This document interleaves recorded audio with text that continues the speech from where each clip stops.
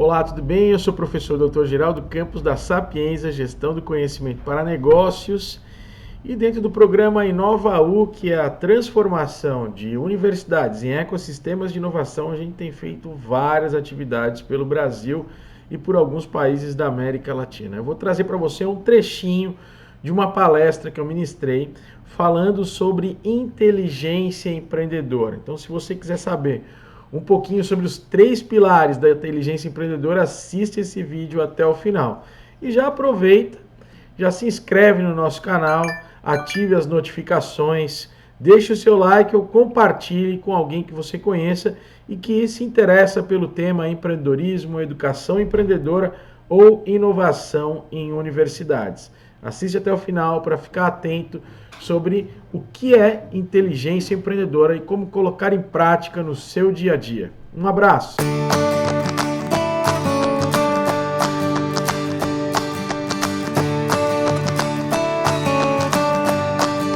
A gente tem trabalhado com um conceito que nós adaptamos de uma professora da Babson College chamada Heidi Neck, que é uma criatura fantástica, eu tive a oportunidade de conhecê-la, e ela fala de inteligência empreendedora.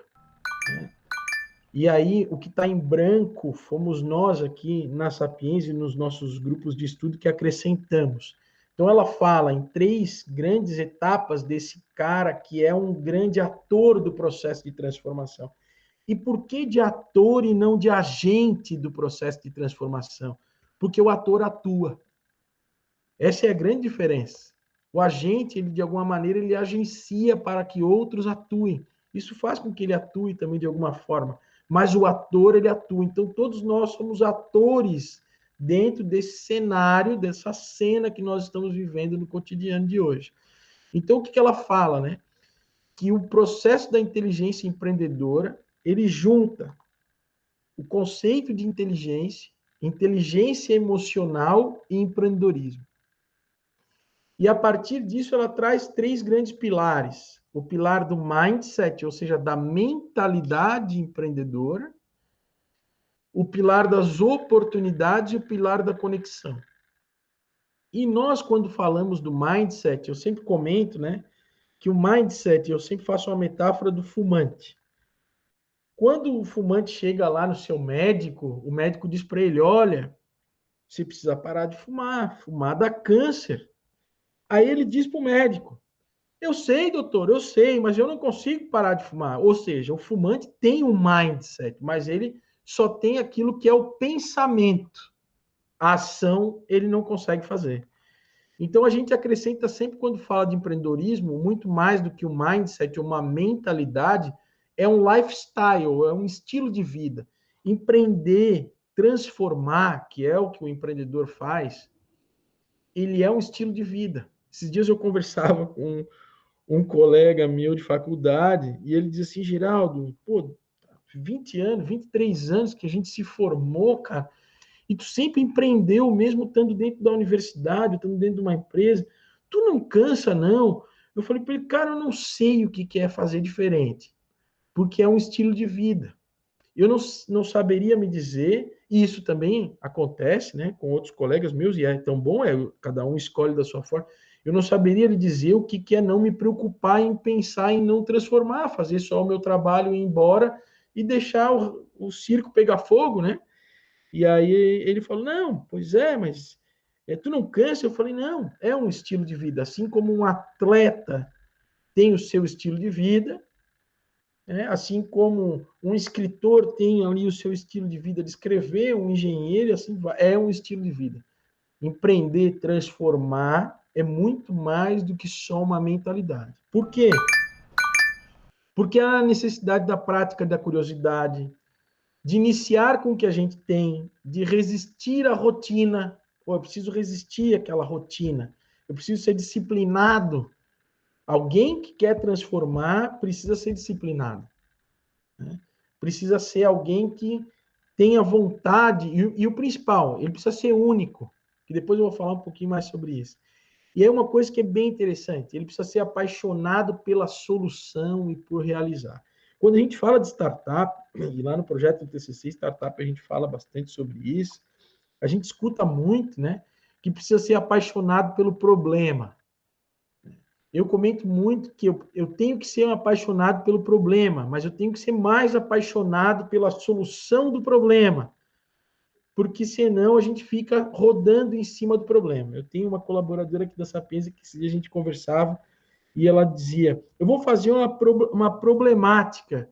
Daí eu dizia para ela, não, eu quero uma solucionática, porque só o problema ele não serve para mim. Eu preciso da solução. Que possíveis soluções existem, que não é apenas uma, porque cada um vai enxergar o problema de uma maneira. Por isso a importância da gente estar aqui hoje com alunos de vários cursos de engenharia, para a gente pensar o problema de várias óticas, de várias lentes. E isso vai nos dar possibilidades diferentes de enxergar esse problema.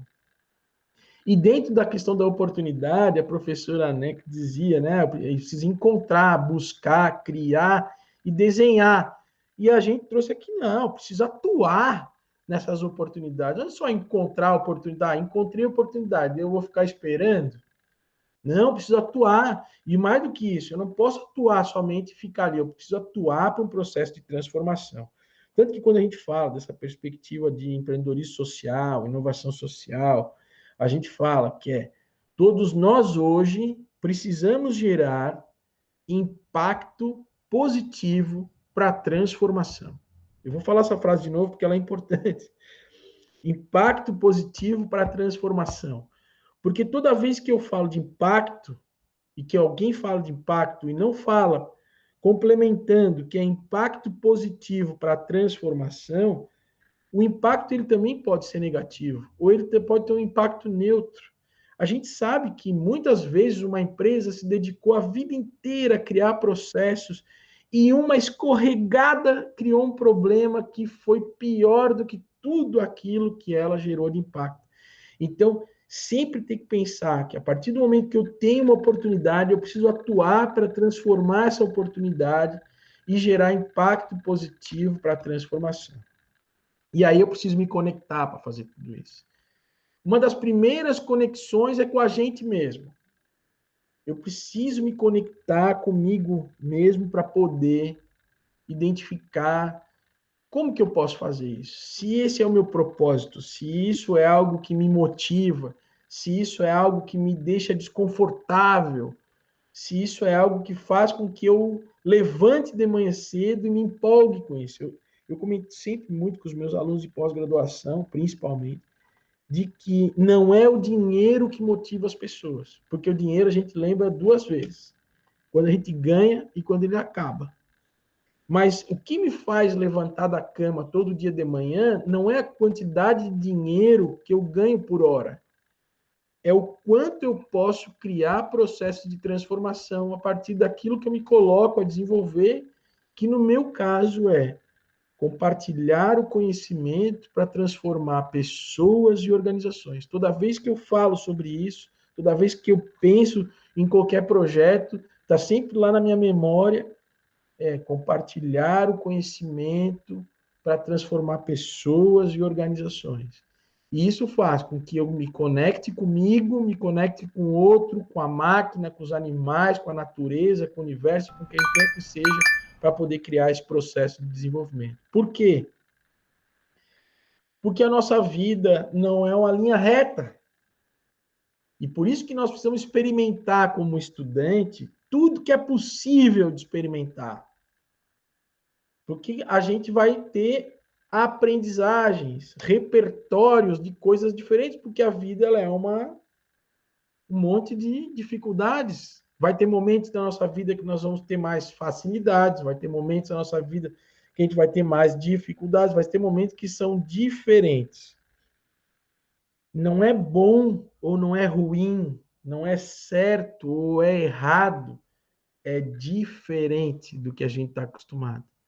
E o nosso estado de espírito, a nossa atitude frente a determinado problema é que vai determinar como que nós vamos conseguir ultrapassar aquela dificuldade ou não. Inclusive, a gente fala no ambiente corporativo, né? Que tu estás olhando o copo meio cheio ou meio vazio?